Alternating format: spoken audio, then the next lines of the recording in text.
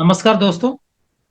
क्या आपको जो ब्रीथ एंजाइटी है, जैसे कि आपको लगता है कि आप ही कंट्रोल कर रहे हैं या फिर ब्रीथ ऑटोमेटिकली रुक जाएगा, इस वजह से आपका डेथ होने के चांसेस है। तो ये कोविड के बाद इतना प्रॉब्लम बढ़ गया है कि कंप्लीटली रेस्पिरेशन जो है कि आपको लग रहा है कि आपका कंट्रोल में है।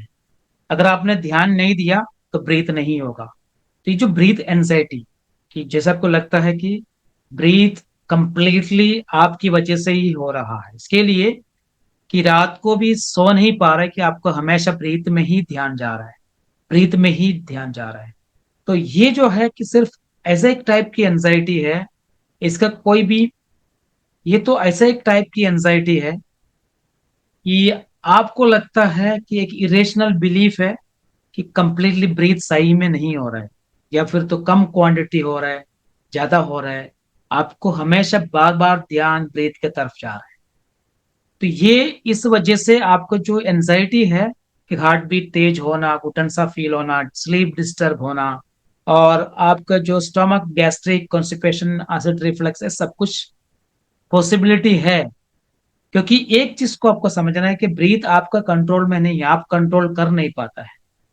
तो ब्रीथ अपना आप ऑटोमेटिकली होता ही रहता है। बट बार बार ये फील करते करते करते एक इरेशनल बिलीफ हो चुके हो।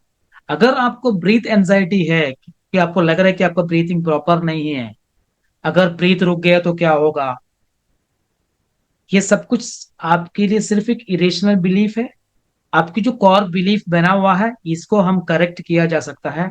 और ये जो नॉट फॉर ब्रीथिंग जो एंजाइटी है, प्रॉपर नहीं है, ज्यादा है, कम है, कि मेरा ध्यान देने की वजह से हो रहा है, इस टाइप की जो बिलीफ है, इस टाइप की जो सोच है, वो सिर्फ इरेशनल है, इंट्रूसिव है, कि इसके पीछे कोई भी साइंटिफिक प्रूफ नहीं है।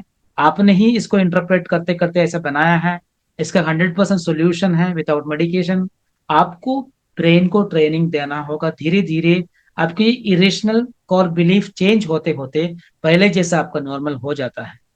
अभी आपको जितना भी फिजिकल सिम्टम्स है, कि हार्ट बीट तेज होना हो, या फिर चेस्ट पेन होना हो, या फिर तो घुटन सा फील, शॉर्ट ब्रेथ, हेवीनेस, या फिर चक्कर आना, डिजी फील, इनबैलेंस, या फिर तो आपका कि जैसे हाथ पैर शेक होना, ये सब कुछ सिर्फ एक फिजिकल कॉन्सिक्वेंसेस है, फिजिकल सिम्टम्स है। कि आपको सिर्फ एंजाइटी है, ये नॉर्मल किया जा सकता है। कि आपको जितना भी डॉक्टर के पास आप गए हो, आपका क्लिनिकल रिपोर्ट हमेशा जो है नॉर्मल है, और आपको डॉक्टर ने भी समझाया होगा आपका कुछ भी कोई भी प्रॉब्लम नहीं है, सिर्फ आपको एंजाइटी है। फिर भी मन नहीं मान रहा है, कि हमेशा वो बेचैनी में रहना, वो जो है ना ब्रेन स्टक हो जाता है, ब्रेन स्टक हो जाता है, वो ट्रैप में रहना, वो परेशानी में रहना, ना कोई आपको जिंदगी को एंजॉय कर पा रहे हो, किसी से बात करने की मन नहीं है, हमेशा रोते रहना, इमोशनली ट्रिगर होना, ये सब कुछ पॉसिबिलिटी है।